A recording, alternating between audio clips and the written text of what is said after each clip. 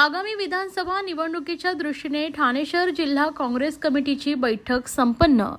टिळक भवन दादर येथे अखिल भारतीय काँग्रेसचे महासचिव के.सी. वेणुगोपाल आणि महाराष्ट्र प्रदेश काँग्रेसचे राज्य प्रभारी रमेश चेन्नीथला यांच्या मार्गदर्शनाखाली काँग्रेस प्रांताध्यक्ष नानाभाऊ पटोले यांच्या अध्यक्षतेखाली झालेल्या प्रदेश काँग्रेस विस्तारित कार्यकारिणीच्या बैठकीत निर्धारित ठाणे शहर जिल्हा काँग्रेस कमिटीची कार्यकारिणी बैठक ठाणे काँग्रेसचे अध्यक्ष विक्रांत चव्हाण यांच्या अध्यक्षतेखाली व ठाणे जिल्हा प्रभारी प्रदेश उपाध्यक्ष शरद आहेर, प्रदेश सरचिटणीस सहप्रभारी चंद्रकांत पाटील, प्रदेश सचिव संतोष केनी यांच्या प्रमुख उपस्थितीत वसंतराव नाईक सभागृह येथे संपन्न झाली।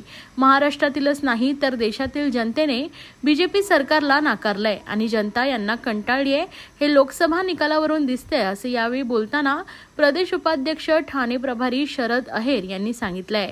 तसेच येऊ घातलेल्या निवडणुकीच्या पार्श्वभूमीवर महाराष्ट्रात महाविकास आघाडीचं सरकार आपल्याला आणायचंय, त्यामुळे ब्लॉक तसेच आघाडी व सेलच्या बैठका व बूथस्तरीय रचना त्यांच्या बैठका, नवीन मतदार नोंदणी, BLAच्या बैठका यावर जास्तीत जास्त लक्ष केंद्रित करायचे आणि गतकाळात या भ्रष्ट सरकारच्या चुकीच्या धोरणांमुळे जनतेला झालेला त्रास याबाबत येणाऱ्या काळात करावयाचे आंदोलन, रॅली इत्यादींबाबत सविस्तर चर्चा करून त्याची माहिती देखील देण्यात आली आहे। याबाबत लवकरात लवकर निर्देशित कार्य बैठका पूर्ण करून त्याचा अहवाल जिल्हा काँग्रेस कमिटी कार्यालयाकडे पाठवावा अशा सूचनाही देण्यात आल्या आहेत। तसेच काँग्रेसच्या प्रत्येक कार्यकर्त्याने जशी लोकसभा आणि पदवीधर निवडणुकीमध्ये मेहनत करून जास्तीत जास्त मताधिक्य मिळवण्यासाठी प्रयत्न केलेत, त्याचप्रमाणे मी स्वतः आमदारकीचा उमेदवार आहे असं समजून प्रत्येक कार्यकर्त्याने जोमानं काम करायचंय, कारण जनतेचा विश्वास हा काँग्रेस पक्षावर आहे आणि हा विश्वास सार्थ करण्याचं काम आपल्याला करायचंय असं यावेळी बोलताना प्रदेश काँग्रेसचे सरचिटणीस चंद्रकांत पाटील यांनी सांगितलं। परवा महाराष्ट्र प्रदेश काँग्रेस कमिटीची बैठक झाली, त्यामध्ये प्रभारी रमेश चेन्नीथला जे प्रभारी आहेत त्यांनी निर्देश दिले की पूर्ण 2 महिन्याचा कालबद्ध प्रोग्राम निवडणुकीच्या अगोदरपर्यंत या ठिकाणी त्यांनी आम्हाला दिलेला आहे आणि त्यांच्या अंतर्गतच आज 23 तारखेला म्हणजे काल आज या आमच्या जे काही जिल्ह्याची जी मीटिंग आहे, आढावा बैठक, ती घेऊन आमचे जे ब्लॉक अध्यक्ष आहे, वॉर्डचे अध्यक्ष आहे, प्रभागचे अध्यक्ष आहे आणि कार्यकर्ते पदाधिकारी आहेत, या सगळ्यांना पुढच्या कार्यक्रमाची कल्पना देण्यासाठी हे आम्ही आजची ही बैठक आयोजित केलेली आहे। यामध्ये सविस्तर कार्यकर्त्यांशी, पदाधिकाऱ्यांशी चर्चा करून पुढच्या 2 महिन्याचा प्रोग्राम या ठिकाणी आम्ही देणार आहोत। यामध्ये प्रामुख्याने आज या ठिकाणी झाल्यानंतर आम्ही 25 तारखेपासून पूर्ण जेवढे आमचे ब्लॉकचे अध्यक्ष आहेत ते साधारण 30 तारखेपर्यंत ब्लॉकच्या आमच्या विभागीय बैठका होतील, प्रत्येक ब्लॉकमध्ये बैठक होतील। त्यातच प्रदेश आमचा जो शहराचा जो काही जिल्ह्याचा पदाधिकारी आहे तो त्या ब्लॉकवरती प्रभारी आहे, तो ब्लॉकचा प्रभारी जाऊन त्या बैठका त्या ठिकाणी घेणार आहे आणि त्यानंतर पुढची जी काही आमची जी आता सभासद नोंदणी पण सुरू आहे, मतदार नोंदणीमध्ये जास्तीत जास्त सहभाग काँग्रेसच्या पदाधिकाऱ्यांनी घेऊन मतदार वाढवावे हाही आमचा प्रयत्न राहील आणि त्याच अनुषंगाने बूथ न्याय आम्ही ज्या कमिट्या नेमलेल्या आहे, प्रत्येक शहरामध्ये बूथमध्ये त्या बूथ न्याय कमिट्याचा या ठिकाणी बूथ कमिट्यांच्या बैठका सुद्धा आम्ही पुढच्या काळामध्ये घेणार आहोत।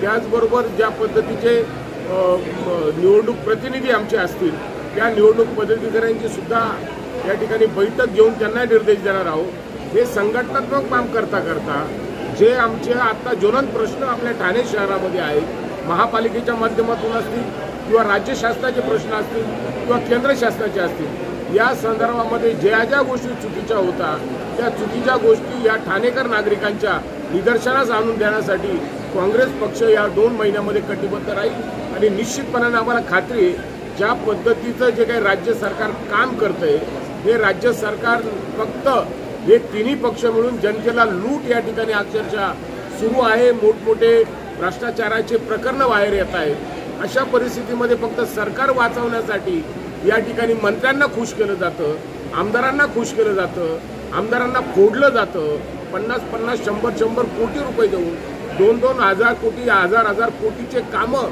त्यांना देऊन त्यांच्या मतदारसंघामध्ये आणि त्यातून मिळणारा मलिदा त्या आमदारांना तो वेगळा, अशा पद्धतीची अक्षरशः महाराष्ट्राच्या या जनतेची लूट सुरू आहे आणि ही लूट थांबवण्यासाठी काँग्रेस पक्ष हा प्रयत्न करेल।